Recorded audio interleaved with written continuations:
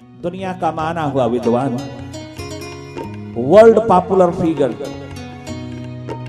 अपनी दुनिया में एक नंबर का विद्वान ऑस्पेंसकी, जिसने सैकड़ों किताबें लिखा है परमात्मा के ऊपर, ईश्वर के ऊपर, आत्मा के ऊपर, जगत के ऊपर, जीव के ऊपर, जिसकी किताबें दुनिया भर ने पढ़ी, परंतु वो ऑस्पेंसकी एक दिन एक फकीर गुरजेब के द्वार पर गया।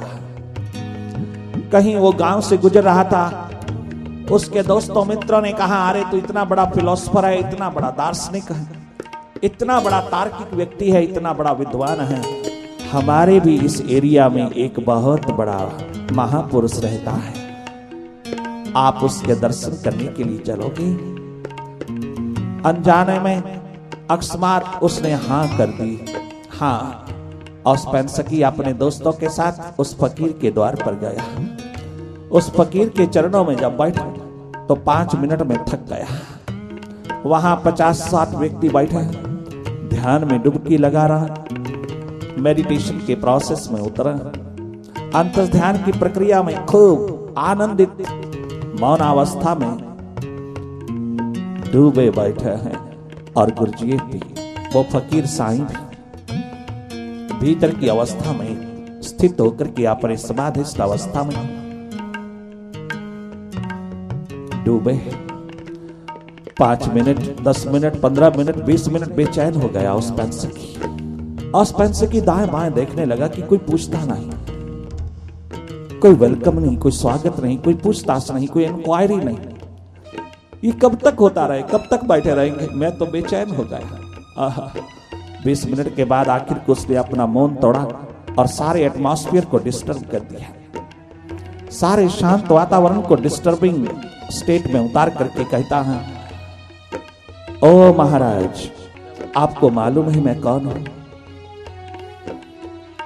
मैं विश्व विख्यात इंसान, मैं सारे जगत का एक विख्यात व्यक्तित्व, विद्वान के द्वार पर आया हूं और इतनी सी भी फॉर्मेलिटी, औपचारिकता नहीं है तुम्हारे द्वार पर कि पूछें कि मैं कौन हूं। कोई पूछे, आपने इतना भी नहीं पूछा कि मैं कौन हूं। इतना तो पूछ लेते अपने हाव भाव में, इतनी तो औपचारिकता, शिष्टाचार निभा लेते। मुझे 20 मिनट हो गए यहां बैठे, मुझे कोई पूछता ही नहीं कि मैं कौन हूं। उस फकीर ने मुस्कुरा करके आंख खोल करके कहा, ऑस्पेंसकी, हाँ, क्या तूने अपने आप से कभी पूछा है? क्या तूने अपने प्रति क्वेश्चन उठाया है कभी? क्या कभी तूने अपनी तरफ इशारा करके पूछा है कि मैं कौन हूं? क्या तूने अपने से पूछा है ये सवाल? कभी अपने से पूछा है? नहीं। तो अगर तूने अपने से नहीं पूछा तो हमें तकलीफ क्यों दे रहे हो पूछने की? ये प्रॉब्लम हमें क्यों दे रहे हो? ये तकलीफ हमें क्यों दे रहे हो कि हम पूछे तुझसे कि तुम कौन हो? कभी तूने पूछा अपने आप से कि मैं कौन हूं? पैरों से सारी जमीन उतर गई। अगर तुझे पता है कि मैं कौन हूं, अपने आप में तुझे मालूम है कि मैं कौन हूं, तुम कौन हो, अर्थात मैं कौन हूं, तो फिर बता दीजिएगा तुम कौन हो। ये गुत्थी सुलझा ही दीजिएगा आज हमारे प्रति। जो सवाल तूने हमसे एक्सपेक्ट किया है कि हम पूछें कि तुम कौन हो, कभी तूने अपने से पूछा कि मैं कौन हो? और अगर तुझे जानकारी है तो जरा बता दीजिए, हम भी सुन सुन करके कृतकृत्य हो जाएं तेरी वाणी को। चारों तरफ अंधेरा छा गया ऑस्पेंसकी की। ऑस्पेंसकी विचारों में खो गया।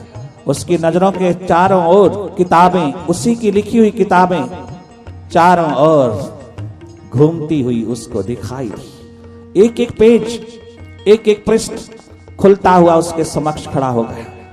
उसके अपने ही शब्द उसके मजाक उड़ाने लगी, उसकी अपनी ही किताबें उसका मखौल उड़ाने लगी, उसके प्रति क्वेश्चन खड़े करती चली गई। उसकी अपनी ही किताबें अपनी ही लिखी हुई पुस्तकें आत्मा पर, परमात्मा पर, जगत पर, जीव पर, प्रकृति पर, आज उसके सामने चारों ओर चक्कर लगाने लगी। वो स्वयं क्वेश्चन उठा गई, बताइए औस्पेंसकी, इतनी महान व्यक्तित्व में उतरी हुई जिंदगी, इतने क्वेश्चन तूने किताबों में पिरोए हैं, इतनी किताबें तूने लिखी हैं, इतना तूने लिटरेचर साहित्य पैदा किया है, जिसके बारे में किया है उसी के बारे में तो पूछ रहे हैं फकीर साहब, जवाब दीजिए। जमीन से सारी कायनात उठ गई, एकदम स्तब्ध रह गया, स्टन रह गया, खड़ा का खड़ा रह गया। चारों ओर उसका अपना ज्ञान जो बाहर से बटोरा था, दूसरों के अनुभव से आया था, सारा का सारा जो तूने लिखा था, पढ़ा था, सब चारों ओर तेरा मजाक उड़ाने लगा। ओ औस्पेंसकी, कहां है तू? मुस्कुराते हुए पुनः कहा उस फकीर ने, औस्पेंसकी जवाब दीजिए ना। और अगर जवाब देने में थोड़ा सा भी झंझट है, थोड़ा सा भी शर्म आती है, थोड़ा सा तुम बोलना नहीं चाहते, बताना नहीं चाहते, तुम मौन हो जाना चाहते हो, तो औस्पेंसकी ये कागज ले लें, ये कागज का टुकड़ा लेकर के सामने वाले कमरे में चला जा, थोड़ा सा लिख करके ही भेज दे कि तू कौन है। औस्पेंसकी के हाथ पैर कांपने लगे। पहली बार किसी की वाइब्रेशन में, किसी की ऑरा में बैठ करके उसने अपने आप को पूरी तरह से अधूरा, खाली, टोटली निपट अज्ञानी पाया।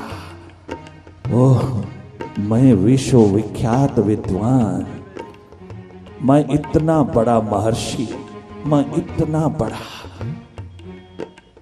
तार्किक गणितज्ञ विद्वान, मैं इतना बड़ा दार्शनिक, आज इस सवाल का जवाब मेरे पास नहीं।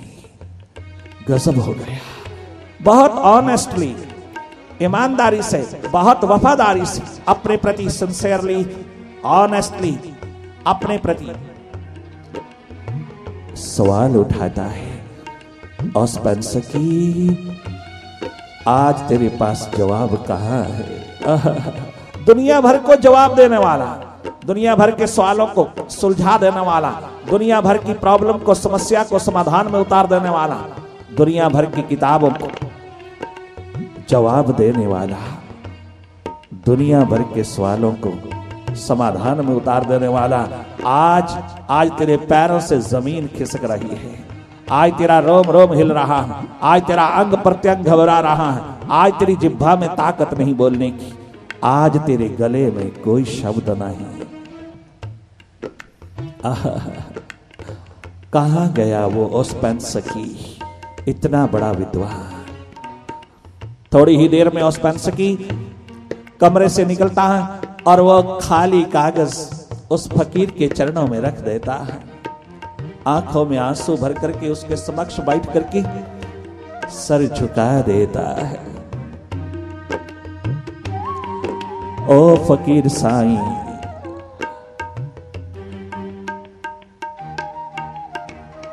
ये मेरी समिधा है, कोरा कागज, मुझे कुछ मालूम नहीं, मैंने बहुत कुछ समझा था अपने आप को, आज स्पष्ट हो गई मेरे भीतर की पिक्चर, स्पष्ट हो गई आज मेरे भीतर की स्थिति। तूने जगाया, तूने जगाया।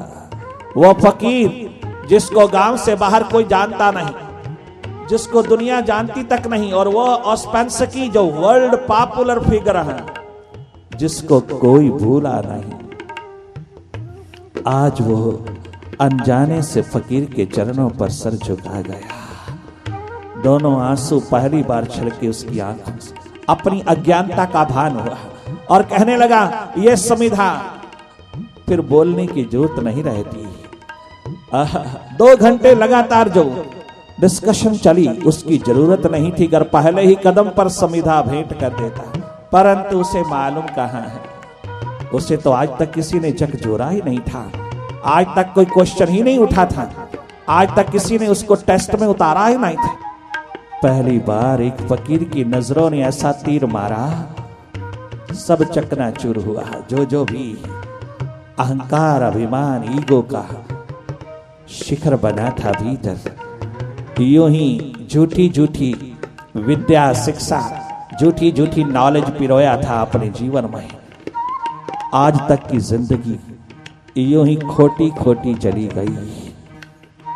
स्वयं उसने अनुभव किया, अज्ञानता का अंधेरा लेकर के, अस्मिता का अंधेरा लेकर के, अज्ञानता का भान पहले ही कदम पर अपनी अज्ञानता का अनुभव लेकर के कोरा कागज उसके चरणों पर सौंप दिया। मैं तेरा हूं, मैं तेरे प्रति समर्पित हूं, मुझको मेरे ही इस सवाल का जवाब दे दीजिएगा, मुझको मेरे ही स्वयं स्वरूप का भान करा दीजिएगा, मुझको मेरी ही रियल नॉलेज, मुझको मेरे ही प्रज्ञा का भान करा दीजिएगा, मुझको मेरे ही जागरण की अवस्था में परम ज्ञान की स्थिति में उतार दीजिएगा। मैं आपके चरण शरण हूं। अस्पंस की पहली बार अपने जीवन की अज्ञानता को, अंधेरों को देख पाया और उसको लेकर के चरणों पर झुक गया। धन्य धन्य हुआ अस्पंस की।